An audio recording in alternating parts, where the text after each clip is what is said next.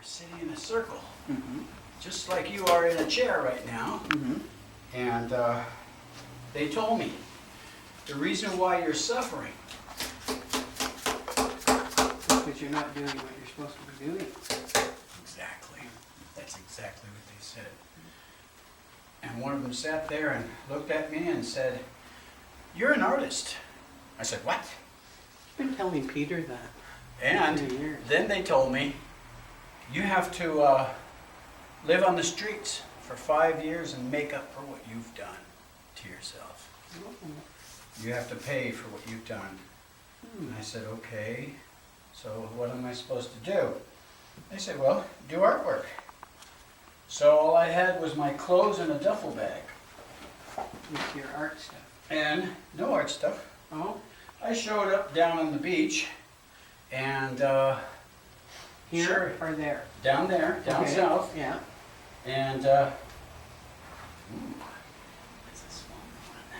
Sorry, I get excited okay. when I see these tools. I'm always happy when I see new tools. Anyway, oh, that's the one. There it is. So you're on the beach. I had $10 in my pocket. Yeah. I was homeless. I was going, oh my God, boy, was that real thinking. And real planning ahead, right?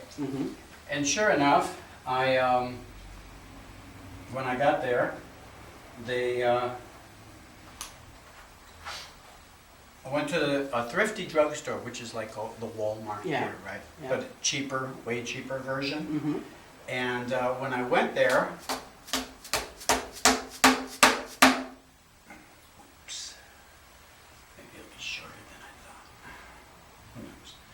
Anyway, I got a piece of paper and a little package of poster paints, Okay. right? Yeah. And I was sitting out on the beach and I didn't have any way to protect it, so I saw an old pizza box. Yeah. So I took the pizza box and I put the stuff in the pizza box. And I just sat out on the beach painting, Yeah. this little painting.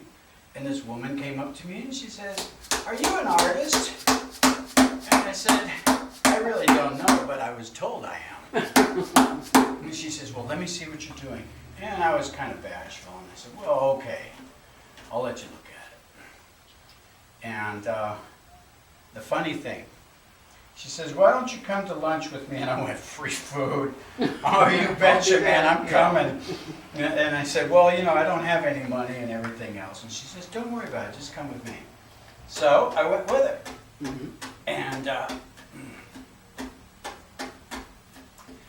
she says, she told me who she was, and she said she had a gallery, and I said, "That's nice, and she would love to carry my artwork." And I went, "Wow, I'm really very honored." And she says, "Well, what would you like for this piece?" And I was drinking my coffee. I hadn't even gotten my food yet. And I got excited, and I said, $2,000. And I was just joking. Yeah. And she said, "Good." And she took out her checkbook and wrote me a check for $2,000. It was just a piece of paper in a pizza box. Wow. And I'm sitting on the beach. So I was so excited I called my parents actually the next day. The first thing I did was I took off.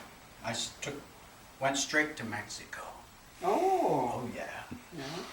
And I found this factory right at the border that makes Mexican blankets. Yeah. And they were selling them wholesale for $3 a piece. Yeah. So I said, "Great, I want 500 of them." And I said, "Well, wait a minute, hold on for a minute." "No, forget it, I can't get that many." He says, "Well, I tell you what, I'll sell you 100 of them." I said, "That sounds awesome." So I bought 100 blankets. And I had them put in shopping carts, and I paid these little Mexican kids to help push the carts. And I went to the border, and they let me through with the carts and the stuff. After Really? some discussion, Yeah. after a lot of discussion. But what was really interesting that came from all of this was that all of those blankets went to those 100 homeless people on the beach. Ooh. The news found out what I did, and then they passed the word on. Yeah. because the cops were there. And I Yeah. saw all these guys running down the beach with With blankets. They And wondered they what was said, well, going what on. happened? It's a break-in, right? And they found out who I was, and then the chief of police came and he gave me his card, and I told him my situation. He says, look, if you ever need anything, let me know.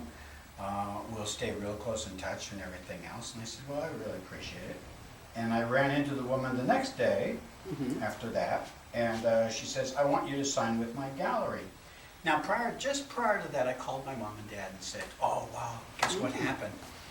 And when I told my mom and dad, my mom said, I have very bad news for you. We're losing the house, and we're losing everything we've ever owned and worked for.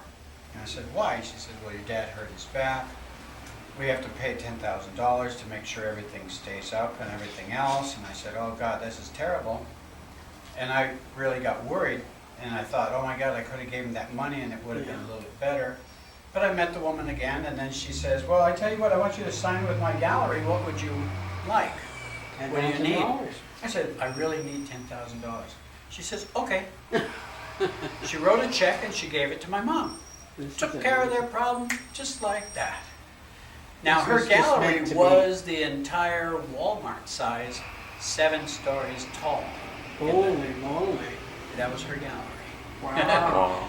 Her name was C.D. Shen. She was the last remaining family member of Emperor Puyi in China.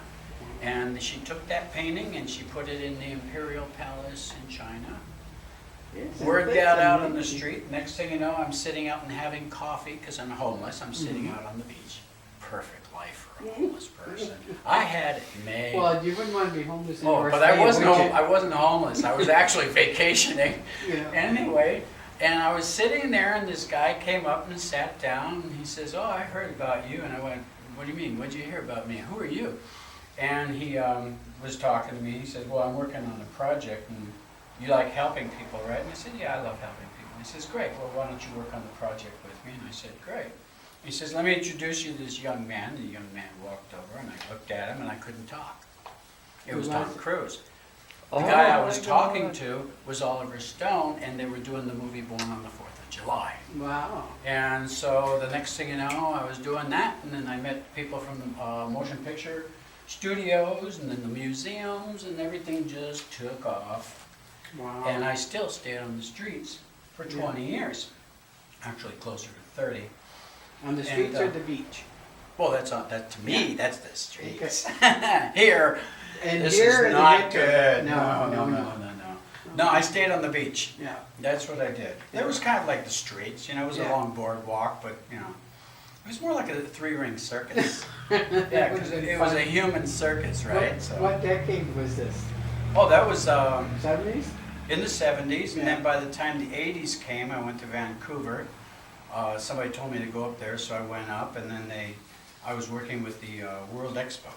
Oh, yes. So I actually co-produced the opening ceremonies for the World Expo. Wow. And I worked with kids. We had 1,000 kids, and 1,000 kids carrying the 1,000 giant origami swans Oh, yes. for healing. Yes. Exactly. So we told that story, and Danny Kaye was the guy that was twirling the baton in My the front of mother the loved parade him. and everything. My Oh, mother loved him. awesome. Unbelievable Yeah. human being. Yeah. And yeah, he was definitely a unique person, very unique, Wow, what an interesting very life. loving. Yeah, and I met a lot of people. I guess. But then when I came back up here, I've been doing, some things, not very much. And I miss it a lot. I really do. Because I had so many friends and everything, but my mom and dad were dying, Yeah. so they wanted to come home. And that's what brought me to Canada. Yeah. I'd have never returned probably, because I was too busy. Are your parents still living? No, No. they're both passed away. Yeah. But Do you have then, siblings? no, they're all No. gone. So you're free to go? Yeah, well, I was always free to go, Yeah. but being Not free really, to go not- and not being And free- going. and going, Yeah. they're two entirely different creatures. You know what I mean? It's like Yeah. it's just not the same. Yeah. You can't Sometimes really- you have to stay for certain purposes, and those purposes are never your choice. And you know how it is. I mean, I do. it's not your choices, it's a matter of that's what calls you and you have to Listen. fulfill those You things. have to listen. Yeah, exactly. And as you fulfill each one of those things, other things, naturally they come up, but that's okay. Yeah. You know that in your heart it's all going to be all right anyway, so who cares? Yeah. Doesn't matter. Things turn out the way they're supposed to. Exactly.